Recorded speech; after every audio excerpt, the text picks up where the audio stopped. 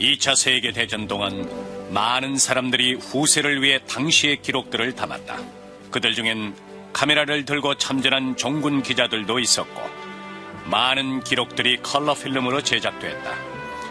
그들의 손에 역사가 되살아났고 그 속에 거대한 역사의 소용돌이에 휘말린 평범한 사람들의 모습이 있었다.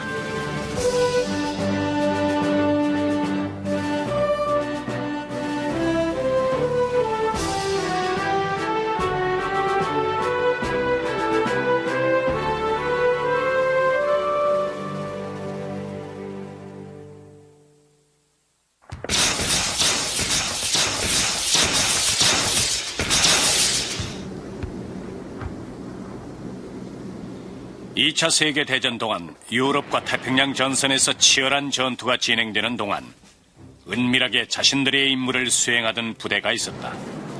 이들의 모습은 뉴스나 신문에서도 거의 다루어지지 않았다. 바로 미 해군 소속의 잠수함 부대였다. 이들은 거의 모습을 드러내지 않은 채 소리 없이 임무를 수행하고 있었다. 잠수함에 승선했던 승무원들은 최고의 수병들로 구성됐고 해저에서 발생할 수 있는 치명적인 재난이나 사고에 능숙하게 대처할 수 있는 자질을 갖추고 있었다. 그들의 생활은 아주 길고 지루한 항해와 긴박한 전투의 연속이었다.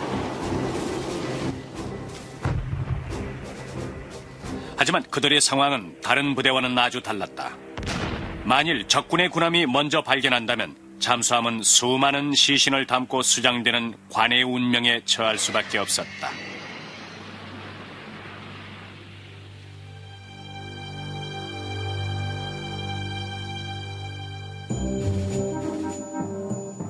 이 차 대전 동안 미군 잠수함들은 주로 정찰 임무를 수행했는데 진주만의 기지를 벗어나 태평양에 들어서면 아주 기나긴 여정이 시작됐다. 태평양 전쟁 초기에 주어진 임무는 단 하나였다. 바로 일본에 대항해 잠수함 전쟁을 개시하는 것이었다. 일본의 진주만 공습으로 피해를 입지 않은 미군 함정은 거의 잠수함뿐이었고 이 때문에 미 해군은 잠수함에 의존할 수밖에 없는 상황이었다. 하지만 잠수함 부대의 임무는 비밀리에 진행됐고 그들이 수행하는 임무에 대해서는 외부에 거의 노출되지 않았다. 해군 병사의 입장에서 잠수함에 승선한다는 것은 자신의 능력을 시험해보는 기회나 마찬가지였는데 미 해군의 1.6%만이 잠수함에 승선하는 영광을 누렸다. 하지만 자신의 뛰어난 능력을 입증한 병사만이 선택됐고 이들은 같은 계급의 다른 해군들보다 50%나 많은 월급을 지급받았다.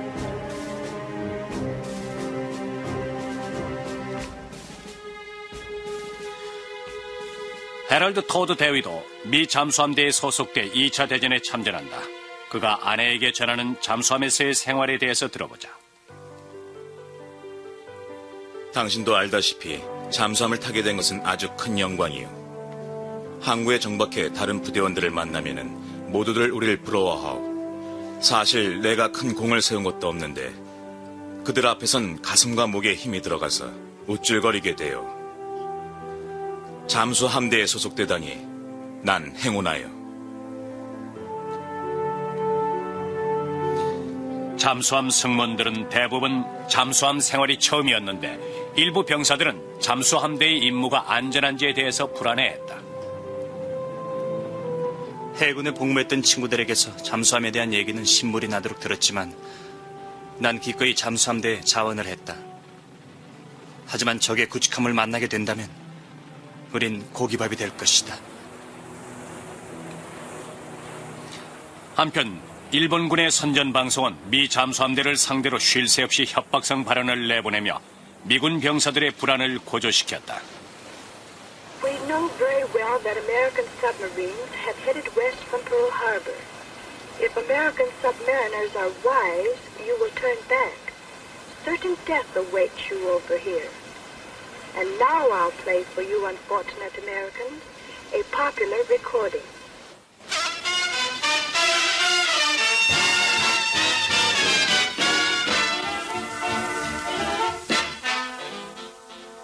잠수함 학교를 갓 졸업한 신병들은 실전에서 거의 무능했다. 이 때문에 고참들이 처음부터 다시 가르쳐야만 했다. 잠수함 생활을 6개월도 안 해본 신참들이 들어왔다. 아무것도 모르는 신참들과 일을 하려니 우리들까지 힘이 들었다. 풋내기들과 작업을 하다가 분통이 터졌다. 녀석들은 밸브조차 구분하지 못한다. 하지만 곧 배우겠지. 신병들은 빠르게 자신들의 역할을 배워나갔다. 잠수함이 살아남으려면 대원들의 협력 관계는 필수적이었고 정찰 항해는 훈련에 큰 도움이 됐다. 충분한 자질을 갖춘 잠수함 승무원이 되기 위해선 자신에게 맡겨진 일을 눈을 감고도 할 수 있어야 했다. 하지만 잠수함은 가장 복잡한 장비들로 이루어져 있었다. 엄청난 수압에 견디도록 설계된 잠수함은 해상에선 디젤 엔진으로 움직였고 그리고 해저에선 전기 모터로 동력을 얻었다.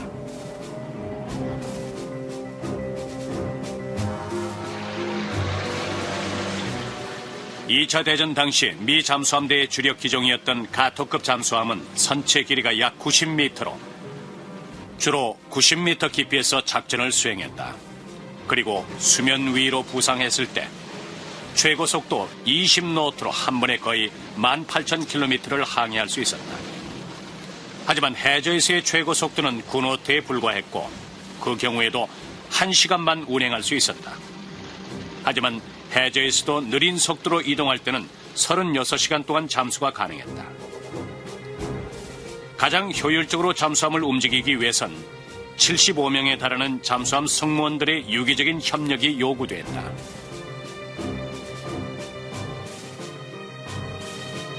Stations for dive. All hands, stand by to dive.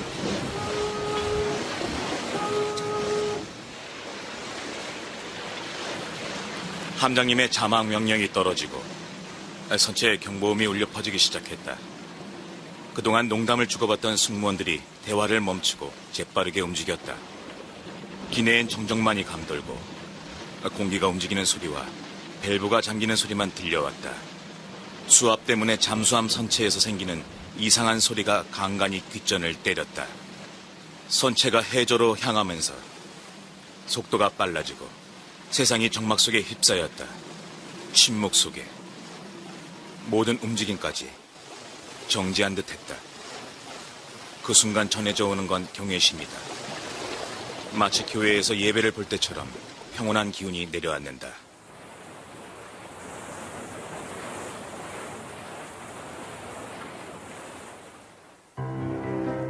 보통 6주에서 10주 정도 계속되는 정찰 임무 동안 잠수함이 육지에 정박하는 일은 거의 없었다. 간혹 수면 위로 떠올라서 하늘을 보며 맑은 공기를 마실 수 있을 뿐이었다. 이런 조건 때문에 잠수함대의 규정은 다른 해군과 다를 수밖에 없었다. 잠수함에선 수염을 기를 수 있었고 반바지와 샌들도 허용이 됐다. 좁은 공간에서 생활했을 뿐만 아니라 장교와 사병들의 나이도 비슷해서 군기도 그렇게 엄격하지 않았다.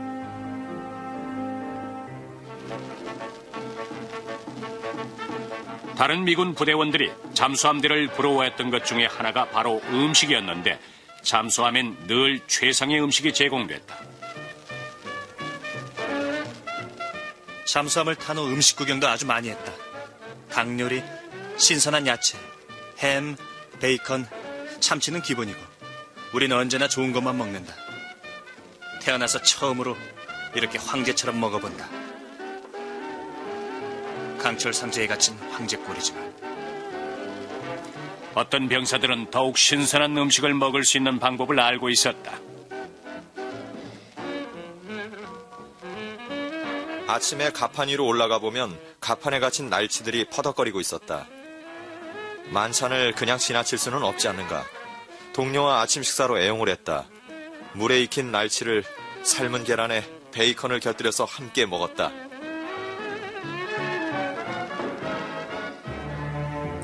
하지만 장기간의 정찰 임무와 제한된 실내 공간 때문에 충분한 양의 음식을 신선하게 유지하기 어려웠다.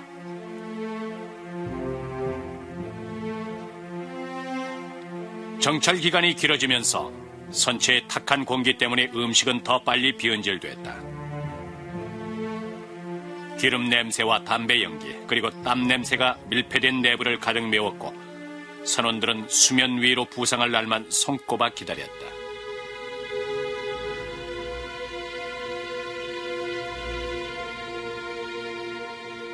제일 견디기 힘든 건 환기가 안 되고 햇살을 볼 수 없다는 것이다.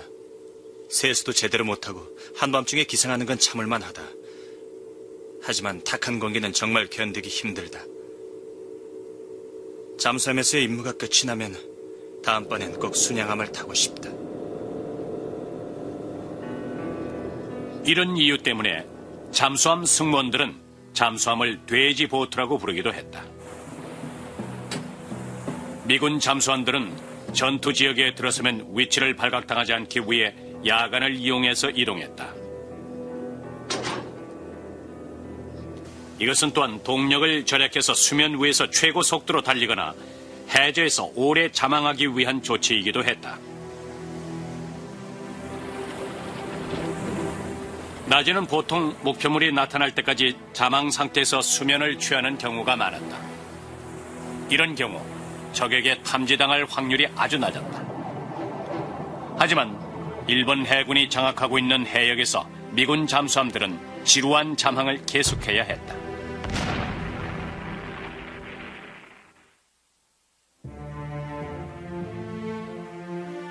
어머니께서 어뢰에 100km부터라고 써달라는 부탁 편지를 보내셨다. 그래서 어뢰에다가 토조 받아라, 백희가 보낸다, 만세라고 새겼다. 어머니께 어서 소식을 전해드려야지.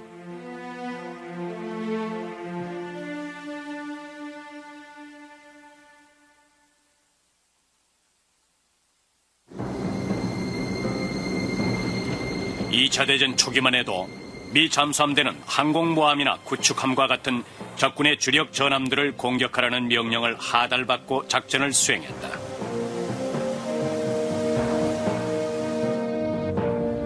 하지만 그 결과는 실망스러웠다. 함장들의 낡은 전술을 탓하는 의견도 있었고 경험 없는 승무원들을 비난하는 목소리도 있었다. 9월 7일 새벽 4시 15분.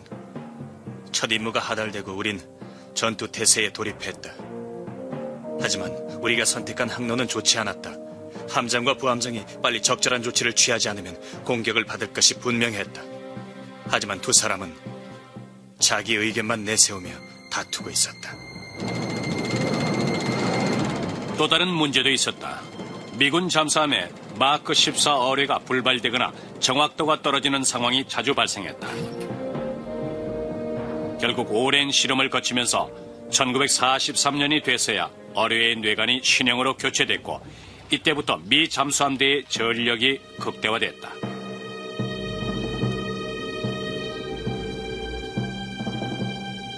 하지만 그렇다고 해서 적군의 군함과 교전을 벌이는 병사들의 공포가 사라질 수는 없었다. 전투를 벌이지 않을 때 오히려 더 긴장된다. 그래서 긴장을 떨쳐버리고 에너지를 쏟아낼 수 있는 일이 벌어지기를 기도했다. 아무 일 없이 4, 5일을 보내게 되면 정말 모든 힘이 빠져버린다. 만일 그렇게 계속 지낸다면 신경쇠약에 걸려 그냥 서 있는 것도 힘들어질 것이다. 하지만 목표물이 나타나는 순간 모든 긴장은 사라졌다. 다음 한 미군 잠수함 승무원의 회고담을 들어보자. 그는 뉴기니만에서 일본군 전함을 침몰시킨 미군 잠수함 와후호에 승선하고 있었다. 1943년 1월 24일 일요일. 일본 구축함 한 대와 잠수함 3대가 정박해 있다는 소식에 스피커를 통해 울려 퍼지고, 제군들, 우리가 잡으러 가자! 함장의 목소리가 들렸다. 모두가 얼굴에 미소를 띠고 있었지만 사실 이번이 마지막 임무이기를 바라고 있었다. 해안에 너무 가까이 접근했기 때문에 수심이 얕아서 깊이 잠수하는 것이 불가능했고 거의 움직이지 못하게 됐다. 이때 갑자기 가벼운 진동이 전해져 왔다. 첫 번째 어뢰가 발사된 것이다. 연이어 5번째 어뢰까지 발사됐다. 25초쯤 지났을 때 거대한 폭발음이 들려왔다. 그리고 함장이 우리의 5번째 어뢰가 일본 구축함을 두동강 냈다는 소식을 전했다. 일본 구축함이 침몰하는 광경을 보기 위해서 갑판 위로 올라가는 병사들도 있었다. 일본군 전함이 침몰하는 순간에 잠수함 부대원들은 환호성을 질렀을 것이다. 하지만 승리의 기쁨은 오래가지 못했다. 일본 해군이 무방비 상태로 당하고만 있지 않았기 때문이다. 일본 해군도 엄청난 폭발력을 지닌 홍례를 투하했다. 폭례가 다가오는 소리를 묘사하는 건 불가능하다. 마치 세상 어디에도 존재하지 않는 소리처럼 들린다. 천둥 소리보다 더 끔찍하고 대형 폭탄보다 10배나 더 큰 소리가 났다. 거대한 폭발음이 파동을 일으키며 연속적으로 들려오면 귓속까지 소리가 울렸다. 잠수함이 폭례와 같은 적의 공격을 피하는 최상의 전술이 바로 잠항이다. 잠항 상태에선 잠수함의 거의 모든 계기와 승무원들이 움직임을 멈추어야 한다.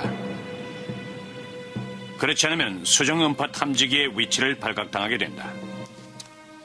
잠항을 할 때는 에어컨도 멈추고 요리를 하거나 잠을 잘 수도 없다. 공기도 아주 탁해진다. 8시간이 지나면 실내 온도가 49도까지 올라갔지만 계속해서 폭내가 떨어질 때도 있었다. 그때는 거의 속옷 차림으로 참아냈다. 당시 적군의 군함과 쫓고 쫓기는 추격전을 벌이던 상황에 대해서 한 승무원은 이렇게 회고한다. 24시간 동안 우리 상황은 그야말로 지옥이었다. 24시간이나 잠항이 계속됐는데 견뎌낼 수 있을지 정말 자신이 없었다. 대체 언제 끝난단 말인가. 거의 절망 상태에 이르렀지만 드러내지 않으려고 노력을 했다. 내가 왜 이 글을 쓰고 있는지 잘 모르겠다. 오히려 그냥 누워서 물이 들어오기를 기다리는 게 낫겠다. 덫에 걸린 생쥐가 된 기분이다. 숨을 쉬는 것도 힘들다. 그냥 수면으로 올라가서 장렬히 전사하고 싶다.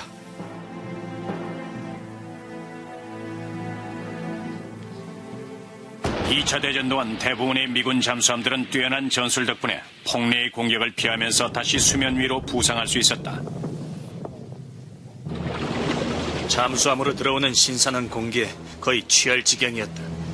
산소가 부족했던 우리는 약에 취한 것처럼 몸을 제대로 가누기도 어려웠다. 일본 해군에 큰 타격을 입히지 못하고 있던 1943년 미 해군 수뇌부는 대서양에서 큰 위력을 떨치고 있던 독일 유보트의 전술을 흉내내서 새로운 전술 변화를 꾀한다. 이때부터 미 해군 함장들은 마루스라 불리는 일본 상선을 침몰시키는 데 주력하라는 명령을 하달받게 된다. 일본으로 들어가는 군수 물자와 무기 원료를 차단해 일본군의 무기 제작을 원천 봉쇄하겠다는 의도였다. 속도도 느리고 중화기도 갖추지 못한 일본의 상선을 공격하는 일은 그리 어려운 일이 아니었다. 이 작전은 아주 성공적이었다. 1944년 후반에만 270만 톤에 이르는 일본의 물자가 바다에 가라앉았다. 이는 2차 대전 개전 직후 2년 동안 침몰시킨 것보다 많은 양이었다. 이 화면은 당시 미군 잠수함이 일본 상선을 공격하는 장면을 잠망경을 통해서 담은 것이다. 1943년 3월 21일 05시 7,500톤급 화물선을 포착했다. 즉각 전투태세에 돌입해 06시 50분 어뢰를 발사했다. 두 발이 명중했는데 하나는 뱃머리에 다른 하나는 아래쪽 화물칸을 맞췄다. 파편과 물이 150m 높이까지 치솟았고 4분 후 또 한 척의 일본 선박이 침몰했다. 35명쯤의 일본군이 물 위에 떠 있었는데 수온이 2도였다. 그들은 그렇게 죽어갔다. 잠수함 승무원들은 종종 자신들의 공격에서 살아남은 생존자들과 마주해야 했는데 생존자를 처리하는 문제는 그렇게 단순하지 않았다. 잠수함엔 포로들이 승선할 수 있는 공간이 거의 없었기 때문이다. 더구나 조난 중인 상황에서도 일본 군들은 지상에서와 마찬가지로 쉽게 항복하려 하지 않았다. 누구에게나 다른 사람의 죽음을 지켜보는 건 결코 유쾌한 경험이 아니다.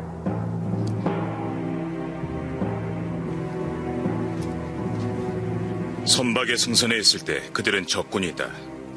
하지만 물에 빠졌을 때는 그들도 조난당한 동료 병사나 다름없다. 하지만 모두가 그런 생각을 했던 것은 아니었다.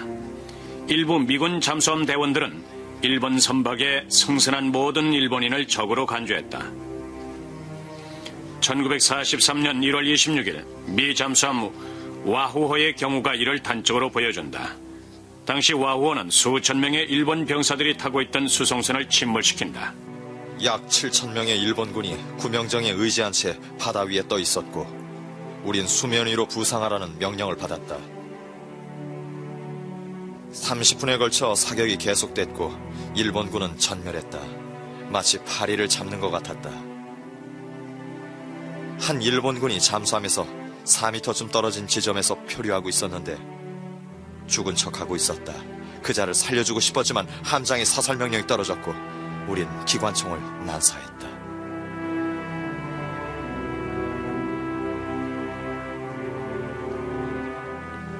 와우호의 함장은 당시 사건을 전혀 비밀에 붙이지 않았지만 그에 대한 어떤 징계 조치도 내려지지 않았다. 그런 상황은 전시 상황에서 빚어질 수 있는 아주 흔한 일이었던 것이다. 그런 비극은 미군 잠수함들이 새로운 임무를 수행하기 시작하면서 더욱 빈번하게 발생했고 잠수함 승무원들은 계속해서 갈등을 경험하게 된다.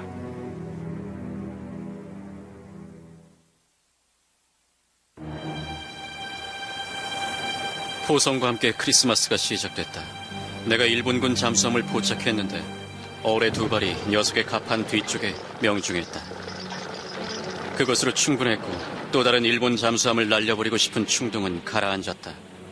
하지만 진주만 공습을 떠올리자 녀석들을 동정하던 마음이 순식간에 사라져버렸다.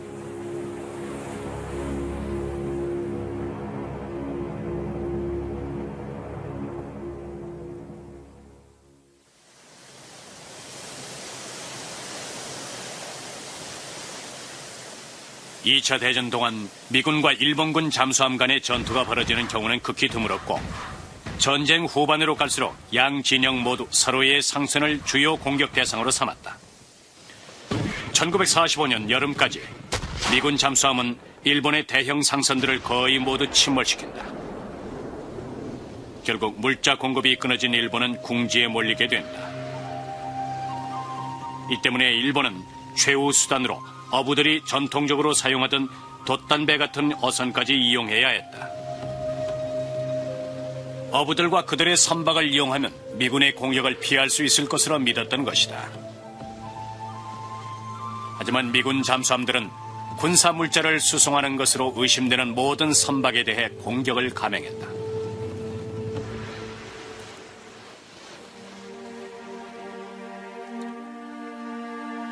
여섯 명의 모습이 보이는 어선을 견인했다. 배에서 발견된 무전기와 지도, 깃발을 포함해 거의 모든 것들을 압수했다. 배엔 모두 9명이 타고 있었다. 누군가 모두 쏴버리려고 했지만은 함장님이 저지했다. 그냥 침몰하는 배 위에 내버려 두었다. 함장님은 그것조차 마음 아파하는 것 같았다. 배가 반쯤 가라앉자 그들의 얼굴엔 죽음의 그림자가 드리워졌다. 미군의 잠수함 승무원들은 일본 어선을 공격하기 전에 군사 목적으로 사용되는지 신중히 확인해야 했다. 우리는 수면 위로 부상해 신속하게 남자들을 조사했다. 총을 겨누자 그들은 두려움에 떨었다. 바닷속에서 우리가 나타나리라고 어찌 상상이나 했겠는가. 필리핀 소년이 그들과 인사를 나누며 같은 편이라는 표시를 해왔다. 우린 그 사람들에게 식량과 옷을 나누어 주었다. 다 해진 옷을 걸치고 있던 그 남자들은 일본군이 여자들을 모두 데려갔다고 했다. 1944년이 끝날 무렵 미군 잠수함들은 깊이 잠수하지 않았다. 주로 얕은 해저에 있다가 수면으로 부상해 기관포로 어선을 공격하는 일이 많았다. 때로는 적군 포로를 태우는 일도 있었다. 08시 통나무에 매달린 채 표류하던 한 병사를 구조했다. 일본군이었던 그를 신문하기 위해 승선시킨 것이었다. 그는 내 옆에서 잠을 잤고 무장한 동료가 늘 그를 감시했다. 그는 감사합니다, 소방수, 담배, 미국인을 영어로 말했다. 자신이 한국인이라고 고백했지만 그 말을 그대로 믿을 수는 없었다. 이런 상황은 드문 일이 아니었다.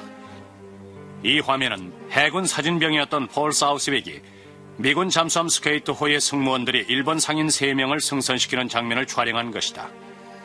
그들에게는 옷과 따뜻한 식사가 제공됐는데 촬영을 위해서 한 병사가 가벼운 질문을 던지기도 했다.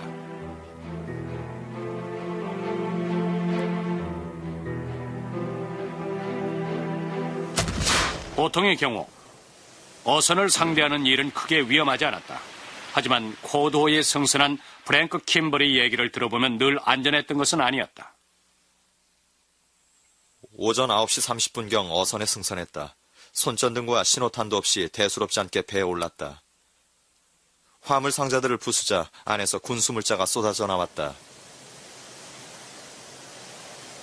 그때 적군의 비행기 소리가 들려와서 함장님에게 소리를 쳤다. 그때 비행기에서 공격이 시작됐고 잠수함이 잠수하기 전에 배와의 예인밧줄을 풀도록 조치를 취했다.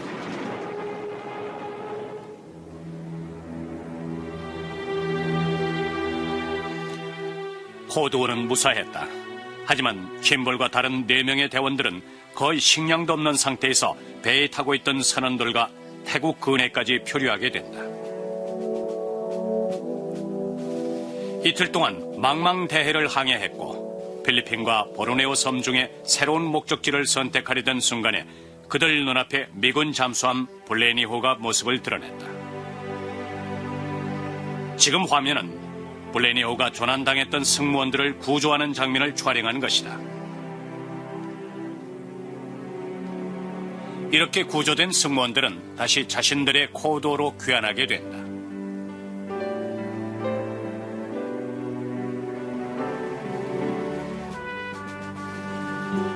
프랭크 캠벌에겐 결코 잊을 수 없는 순간이었다.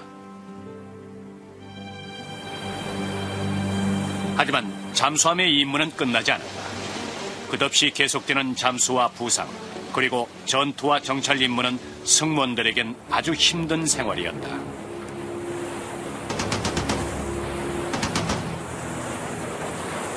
이번이 마지막 출정인 것 같아서 정말 기쁘다. 신경이 아주 예민해지고 있다. 피로도 아주 커지고 도덕적인 죄책감도 떨쳐버릴 수가 없다. 이렇게 생각이 많아지는 건 이젠 쉴 때가 됐다는 뜻이다. 병사들은 휴식이 필요했고 미군은 모든 준비가 돼 있었다.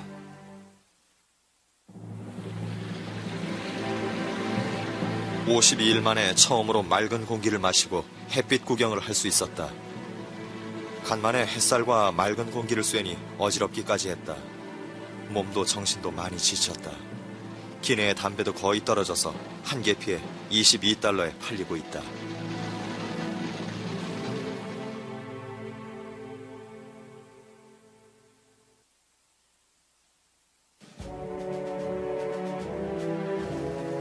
개인 정찰 임무가 끝이 나고 명령에 따라서 잠수함이 지정된 지역에 정박하면 승무원들은 육지에 오를 수 있었다. 잠수함은 정박지의 위치나 함선의 상태에 따라서 정비소로 보내져 기술자들의 점검과 수리를 받았다. 그동안 승무원들은 멋진 휴가를 즐길 수 있었다. 괌을 비롯한 호주의 프리멘틀과 퍼스가 주요 정박지였다.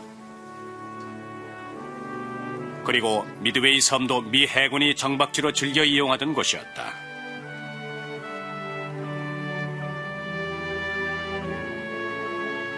미드웨이 섬은 정말 멋진 해변이 있는 열대의 섬이다. 해병대 대원들과 잠수함 승무원들이 이곳을 찾는다. 바로 이곳에 잠수함 승무원들을 위한 휴양시설도 있다. 하지만 이상하게 생긴 새의 암컷 말고는 여자라고는 코빼기도 안 보인다. 하지만 진주만은 다른 정박지와는 아주 달랐다. 잠수함이 진주만에 귀환하는 장면은 장관이었다. 잠수함은 승무원들이 직접 제작한 함선 깃발을 멋지게 휘날리면서 항구로 들어섰다. 거기엔 일본 함선과의 승전을 알리는 깃발들도 매달려 있었는데 임무 중에 침몰시킨 일본의 전함과 상선 그리고 어선의 수만큼 일본군 깃발을 만들어 전적을 알렸다.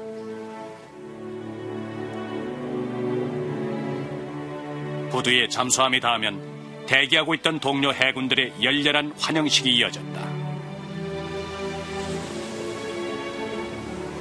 다른 장교들이 함선에 올라와 우리의 등을 두드리며 축하 인사를 건넸다. 그리고 신선한 과일과 아이스크림이 가판 위로 운반되어졌다. 오랫동안 좋은 음식을 먹지 못했던 우린 음식을 먹느라 정신이 없었고 인사를 건네러 온 장교들도 우리 처지를 이해했다. 승무원들의 만찬 시간이 끝나면 또 다른 순서가 그들을 기다리고 있었다. 바로 정찰 임무 동안 전해지지 못했던 우편물들이 그들에게 전달됐다. 병사들은 입안에 음식을 가득 담은 상태로 자신의 손에 쥐어진 편지를 읽고 또 읽었고 바로 답장을 쓰기도 했다. 어머니 보세요. 지금쯤 제 걱정을 많이 하시겠군요. 이제야 하와이로 돌아왔어요. 우리 임무는 아주 성공적이었죠. 일본 선박을 2척이나 침몰시켰어요. 이렇게 살아 돌아와 답장을 할 수 있어서 정말 기쁩니다.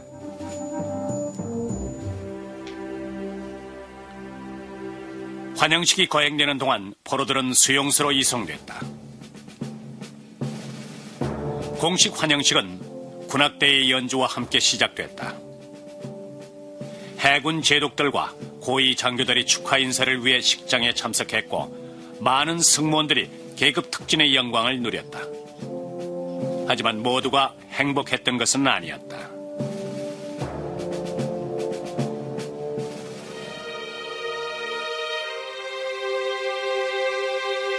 기지에서 개최된 환영식에서 함장님께서 해군 십자훈장을 받으셨다. 그리고 여러 장교들이 승진을 했다. 하지만 우리 사병들에 대한 칭찬은 단 한마디도 없었다. 이런 환영식은 정말 생색내기 거칠의 행사에 불과하다.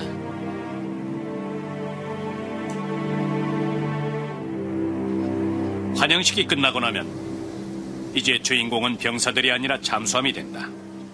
긴 여정 동안 손상된 외관이나 장비에 대한 철저한 점검과 수리 작업이 시작되는 것이다. 균열이 간 강철판은 메워지고 수리가 불가능한 장비는 교체된다. 잠수함과 마찬가지로 사병들도 지친 심신에 에너지를 충전하는 자유를 만끽하게 된다. 이 화면을 보면 해군 병사들이 어떻게 휴가를 즐겼는지 알 수 있다. Patrols were tough on bodies and nerves, so we arranged a program of relaxation and rehabilitation between runs that was the envy of every branch of service. With the approval and backing of Fleet Admiral Nimitz, our commander-in-chief, we took over the Royal Hawaiian Hotel in Honolulu, lock, stock, and barrel, and we said to the submarine men, it's all yours.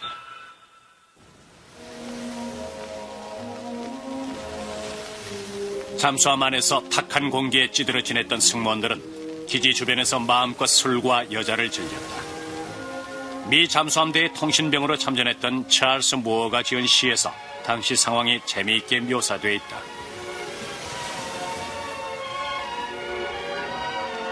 임무를 마치고 마침내 기지로 귀환하면 우리에게 600달러가 지급됐네. 멋지게 자유를 만끽하기에 충분했지. 우린 쏜살같이 술집으로 달려갔네. 일주일 내내 해변에 누워 있었지. 술에 찌들어 갑판에서 잠을 잤다네. 내가 만난 여자는 정말 끝내줬어. 경험 많은 여자였지. 휴가비를 다 바쳤네. 휴가가 끝나면 승무원들은 잠수함에 복귀해 신고를 했다. 다시 장기간의 항해를 떠나기 위해서 식량이 실리고 마지막 장비 점검이 이루어졌다. 그중 어뢰 장착 작업이 가장 힘이 들었는데 가토급 잠수하면 보통 24개의 어뢰가 장착된다. 모든 작업이 끝나고 승무원들이 승선하면 잠수함은 다시 긴 항해를 떠났다. 잠수함대인 전투를 수행하는 일 외에도 아주 중요한 임무가 주어졌다. 잠수함 승무원들의 손에 공군 조종사들의 삶과 죽음이 결정될 정도로 중요한 임무였다.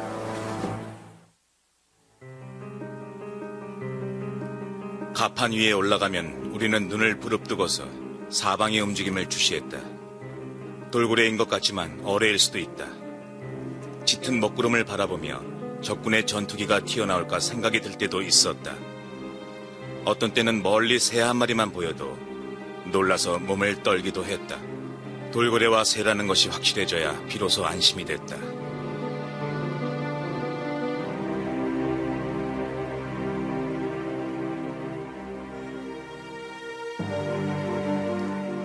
이 차 대전 동안 적국 해군의 동태를 살피는 기본적인 정찰 임무 외에도 잠수함대가 수행하는 임무는 아주 다양했다.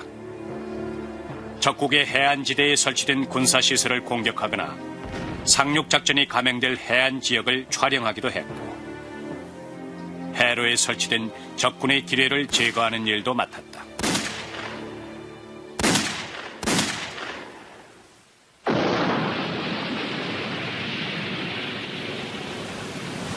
그 외에 아주 중요한 임무가 바로 구조작업이었다. 미 해군의 일본에 대한 대규모 해상 공격이 감행되면 잠수함대는 바다에 추락한 공군 조종사를 구출하는 일을 맡았다.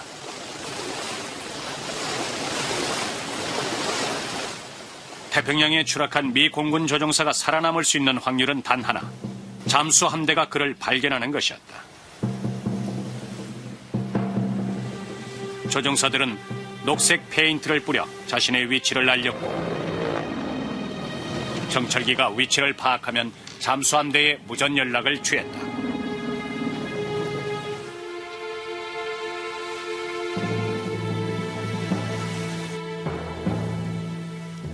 특히 미 잠수함 탱호가 인명구조에 탁월한 능력을 발휘했는데 1944년 4월 이틀 동안 무려 22명의 공군 대원들을 구조했다. 그리고 2차 대전 동안 504명의 미 공군 대원들이 잠수함대의 도움으로 생명을 건졌다. 바로 이 속에 미 합중국의 대통령이 된 인물도 있었다.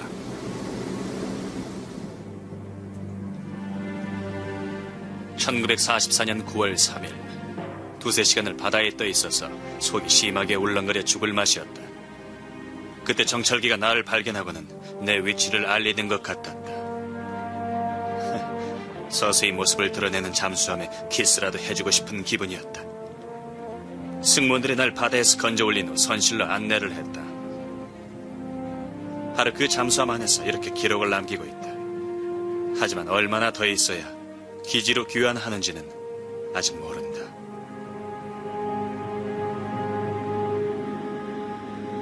당시 공군 대원들은 자신들을 구조해주는 잠수함 대원들에게 커다란 존경심을 표했다.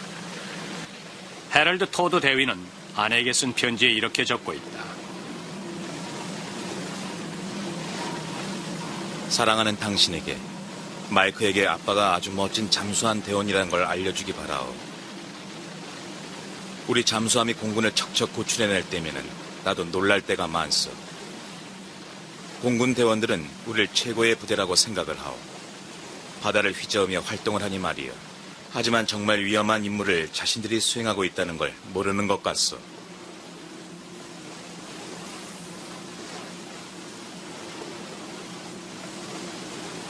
(1944년 9월 15일) 미 잠수함 판파니토호와 시라이언호의 승무원들은 2차 대전사의 길이 남을 인명구조 작업을 펼치게 된다. 싱가포르 근해를 항해하던 판파니토호가 배의 잔해들을 발견하게 되는데, 지금 보이는 화면은 당시의 극적인 구조 장면이 아주 생생하게 담겨 있다.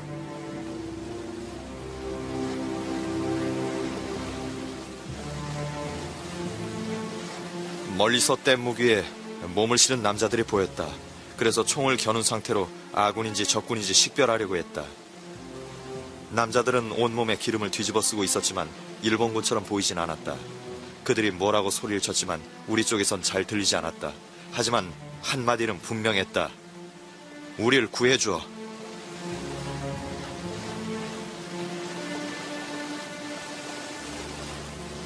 당시 구조를 기다렸던 병사의 얘기를 들어보자. 오후 4, 5시쯤 됐을 때 우리에게 기적 같은 일이 일어났다. 잠수함 한 대가 우리 앞에 나타난 것이다. 하지만 우리 편인지 확신할 수 없었다. 잠수함 위에서 기관총을 겨누고 있는 병사들이 보였다. 하지만 우린 개의치 않았다. 어차피 그냥 있어도 죽을 운명이었다. 구조된 병사들은 일본군 포로가 돼서 태국 미얀마 간 철도를 건설 중이던 영국과 호주군 병사들이었다. 그들 연합군 포로들은 바로 3일 전 판파니토호와 시라이언호가 침몰시킨 일본 함선에 타고 있었다. 그 배엔 1,300여 명의 연합군 포로가 승선 중이었다.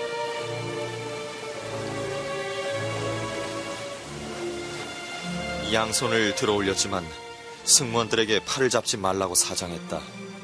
온몸이 물집투성이었기 때문이다. 가판 위에서 다시 걷고 있는 내 자신이 믿어지지 않았다. 두 척의 잠수함이 구조한 포로들은 모두 127명이었다.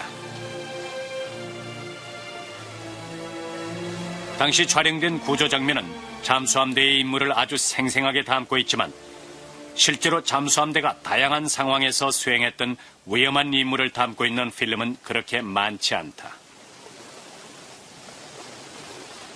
하지만 잠수함 승무원들은 위험하고 힘든 자신들의 임무에도 불구하고 낙관적인 태도를 결코 버리지 않았다.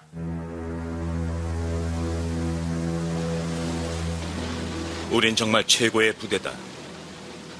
한 몸 돌보는 것은 전혀 어렵지 않다. 우리가 무사히 귀환할 것이라는 건 너무나 당연하다. 모든 임무를 최선을 다해 끝내고 영예롭게 귀환할 것이다. 헤럴드 토드 대위가 아내에게 보낸 편지 중에는 아내의 임신을 기뻐하는 시도 있다. 돌고래가 아기의 단잠을 지켜주고 아기가 꿈나라로 갈 시간, 아빠는 망망한 바닷속으로 긴 사냥을 떠나네. 마술을 쓰면 모두 다 들리네. 족병의 심장 뛰는 소리까지. 그들이 3시 방향에서 다가오면 승리의 여신이 미소를 짓네. 하지만 토드 대위는 끝내 자신의 아들을 만날 수 없었다. 1945년 5월 3일 그가 승선했던 라카토는 태국 근해를 지나던 중 일본군 폭내에 맞고 전 승무원이 전사한다. 라카토를 포함해 2차 대전 중 미군 잠수함은 총 52척이 침몰했다.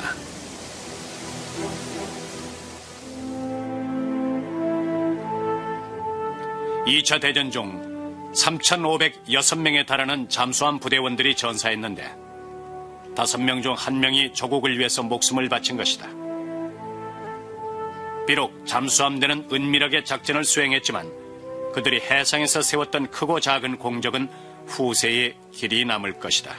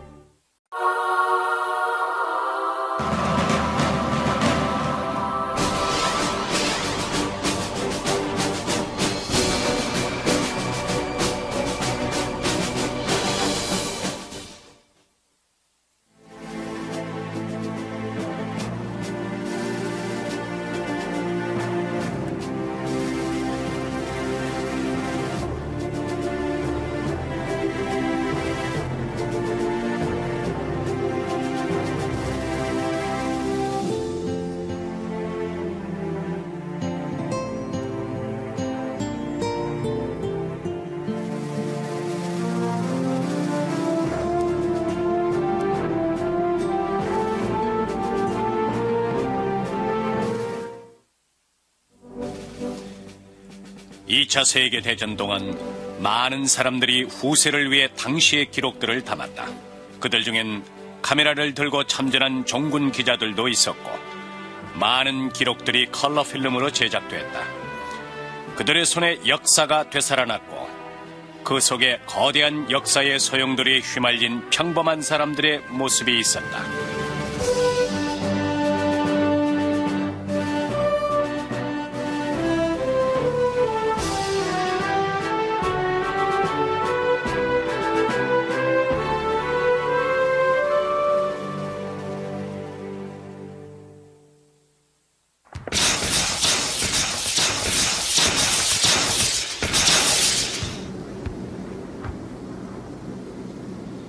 2차 세계대전 동안 유럽과 태평양 전선에서 치열한 전투가 진행되는 동안 은밀하게 자신들의 임무를 수행하던 부대가 있었다. 이들의 모습은 뉴스나 신문에서도 거의 다루어지지 않았다. 바로 미 해군 소속의 잠수함 부대였다. 이들은 거의 모습을 드러내지 않은 채 소리 없이 임무를 수행하고 있었다. 잠수함에 승선했던 승무원들은 최고의 수병들로 구성됐고 해저에서 발생할 수 있는 치명적인 재난이나 사고에 능숙하게 대처할 수 있는 자질을 갖추고 있었다. 그들의 생활은 아주 길고 지루한 항해와 긴박한 전투의 연속이었다. 하지만 그들의 상황은 다른 부대와는 아주 달랐다. 만일 적군의 군함이 먼저 발견한다면 잠수함은 수많은 시신을 담고 수장되는 관의 운명에 처할 수밖에 없었다.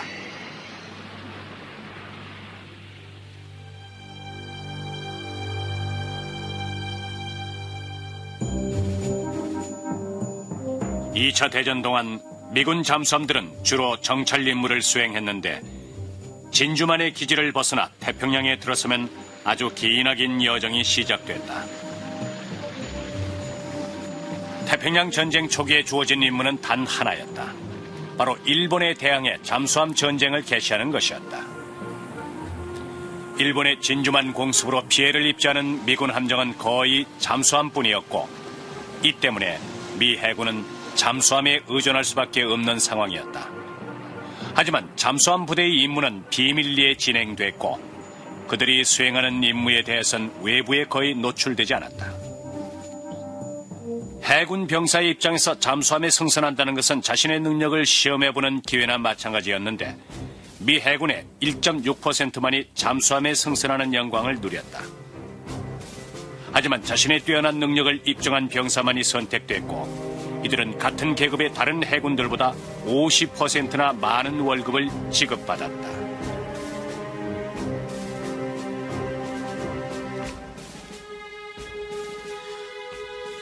헤럴드 토드 대위도 미 잠수함대에 소속돼 2차 대전에 참전한다.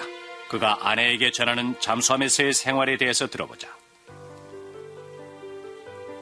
당신도 알다시피 잠수함을 타게 된 것은 아주 큰 영광이요. 항구에 정박해 다른 부대원들을 만나면은 모두들 우리를 부러워하오. 사실 내가 큰 공을 세운 것도 없는데 그들 앞에선 가슴과 목에 힘이 들어가서 우쭐거리게 돼요. 잠수 함대에 소속되다니 난 행운하여. 잠수함 승무원들은 대부분 잠수함 생활이 처음이었는데 일부 병사들은 잠수함대의 임무가 안전한지에 대해서 불안해했다. 해군에 복무했던 친구들에게서 잠수함에 대한 얘기는 신물이 나도록 들었지만 난 기꺼이 잠수함대에 자원을 했다. 하지만 적의 굵직함을 만나게 된다면 우린 고기밥이 될 것이다. 한편 일본군의 선전방송은 미 잠수함대를 상대로 쉴 새 없이 협박성 발언을 내보내며 미군 병사들의 불안을 고조시켰다. We know very well that American submarines have headed west from Pearl Harbor. If American submariners are wise, you will turn back. Certain death awaits you over here. And now I'll play for you unfortunate Americans. 속도가 빨라지고 세상이 정막 속에 휩싸였다. 침묵 속에 모든 움직임까지 정지한 듯했다. 그 순간 전해져 오는 건 경외심이다. 마치 교회에서 예배를 볼 때처럼 평온한 기운이 내려앉는다.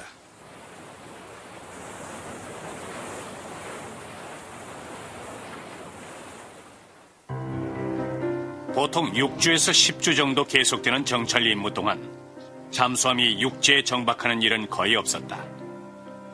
간혹 수면 위로 떠올라서 하늘을 보며 맑은 공기를 마실 수 있을 뿐이었다.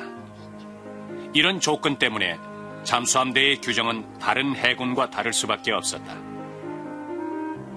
잠수함에선 수염을 기를 수 있었고 반바지와 샌들도 허용이 됐다. 좁은 공간에서 생활했을 뿐만 아니라 장교와 사병들의 나이도 비슷해서 군기도 그렇게 엄격하지 않았다.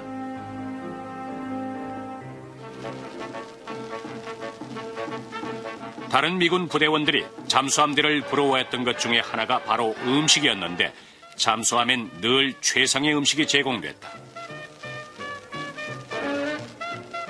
잠수함을 탄 후 음식 구경도 아주 많이 했다.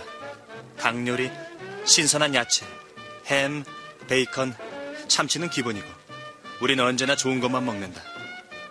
태어나서 처음으로 이렇게 황제처럼 먹어본다. 강철 상제에 갇힌 황제꼴이지만. 어떤 병사들은 더욱 신선한 음식을 먹을 수 있는 방법을 알고 있었다. 아침에 가판 위로 올라가 보면 가판에 갇힌 날치들이 퍼덕거리고 있었다.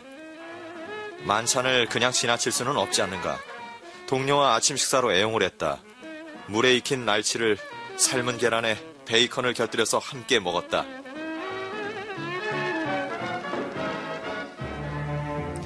하지만 장기간의 정찰 임무와 제한된 실내 공간 때문에 충분한 양의 음식을 신선하게 유지하기 어려웠다.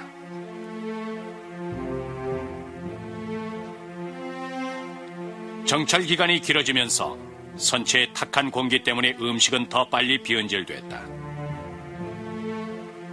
기름 냄새와 담배 연기 그리고 땀 냄새가 밀폐된 내부를 가득 메웠고 선원들은 수면 위로 부상할 날만 손꼽아 기다렸다.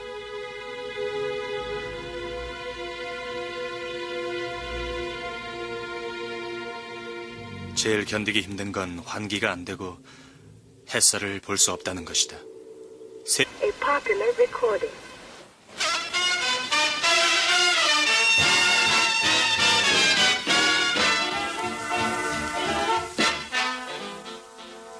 잠수함 학교를 갓 졸업한 신병들은 실전에서 거의 무능했다. 이 때문에 고참들이 처음부터 다시 가르쳐야만 했다. 잠수함 생활을 6개월도 안 해본 신참들이 들어왔다. 아무것도 모르는 신참들과 일을 하려니 우리들까지 힘이 들었다. 풋내기들과 작업을 하다가 분통이 터졌다. 녀석들은 밸브조차 구분하지 못한다. 하지만 곧 배우겠지. 신병들은 빠르게 자신들의 역할을 배워나갔다. 잠수함이 살아남으려면 대원들의 협력 관계는 필수적이었고 정찰 항해는 훈련에 큰 도움이 됐다. 충분한 자질을 갖춘 잠수함 승무원이 되기 위해선 자신에게 맡겨진 일을 눈을 감고도 할 수 있어야 했다.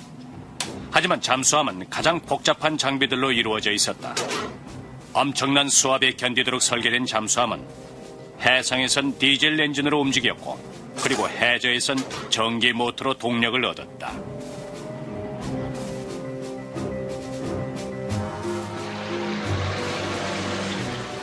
2차 대전 당시 미 잠수함대의 주력 기종이었던 가토급 잠수함은 선체 길이가 약 90m로 주로 90m 깊이에서 작전을 수행했다. 그리고 수면 위로 부상했을 때 최고 속도 20노트로 한 번에 거의 18,000km를 항해할 수 있었다. 하지만 해저에서의 최고 속도는 9노트에 불과했고 그 경우에도 1시간만 운행할 수 있었다. 하지만 해저에서도 느린 속도로 이동할 때는 36시간 동안 잠수가 가능했다. 가장 효율적으로 잠수함을 움직이기 위해선 75명에 달하는 잠수함 승무원들의 유기적인 협력이 요구됐다.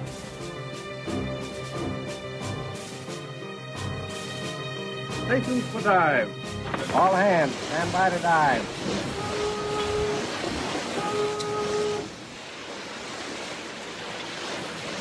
함장님의 자막 명령이 떨어지고 선체에 경보음이 울려 퍼지기 시작했다. 그동안 농담을 주고받던 승무원들이 대화를 멈추고 재빠르게 움직였다. 기내엔 정적만이 감돌고 공기가 움직이는 소리와 밸브가 잠기는 소리만 들려왔다. 수압 때문에 잠수함 선체에서 생기는 이상한 소리가 간간히 귓전을 때렸다. 선체가 해저로 향하면서 에서도 제대로 못하고 한밤중에 기상하는 건 참을만 하다. 하지만 탁한 공기는 정말 견디기 힘들다. 잠수함에서의 임무가 끝이 나면 다음번엔 꼭 순양함을 타고 싶다. 이런 이유 때문에 잠수함 승무원들은 잠수함을 돼지 보트라고 부르기도 했다. 미군 잠수함들은 전투 지역에 들어서면 위치를 발각당하지 않기 위해 야간을 이용해서 이동했다. 이것은 또한 동력을 절약해서 수면 위에서 최고 속도로 달리거나 해저에서 오래 잠항하기 위한 조치이기도 했다. 낮에는 보통 목표물이 나타날 때까지 잠항 상태에서 수면을 취하는 경우가 많았다. 이런 경우 적에게 탐지당할 확률이 아주 낮았다. 하지만 일본 해군이 장악하고 있는 해역에서 미군 잠수함들은 지루한 잠항을 계속해야 했다.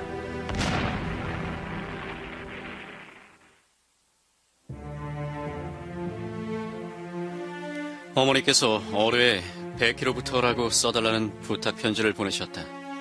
그래서 어뢰에다가 토조 받아라 100기가 보낸다 만세라고 새겼다. 어머니께 어서 소식을 전해드려야지.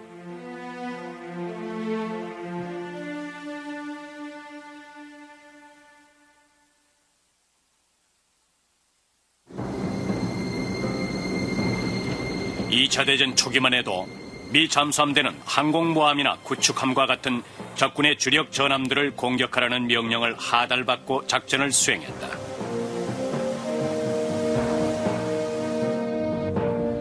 하지만 그 결과는 실망스러웠다. 함장들의 낡은 전술을 탓하는 의견도 있었고 경험 없는 승무원들을 비난하는 목소리도 있었다. 9월 7일 새벽 4시 15분. 첫 임무가 하달되고 우린 전투 태세에 돌입했다. 하지만 우리가 선택한 항로는 좋지 않았다. 함장과 부함장이 빨리 적절한 조치를 취하지 않으면 공격을 받을 것이 분명했다. 하지만 두 사람은 자기 의견만 내세우며 다투고 있었다. 또 다른 문제도 있었다. 미군 잠수함에 마크 14 어뢰가 불발되거나 정확도가 떨어지는 상황이 자주 발생했다. 결국 오랜 실험을 거치면서 1943년이 돼서야 어뢰의 뇌관이 신형으로 교체됐고 이때부터 미 잠수함대의 전력이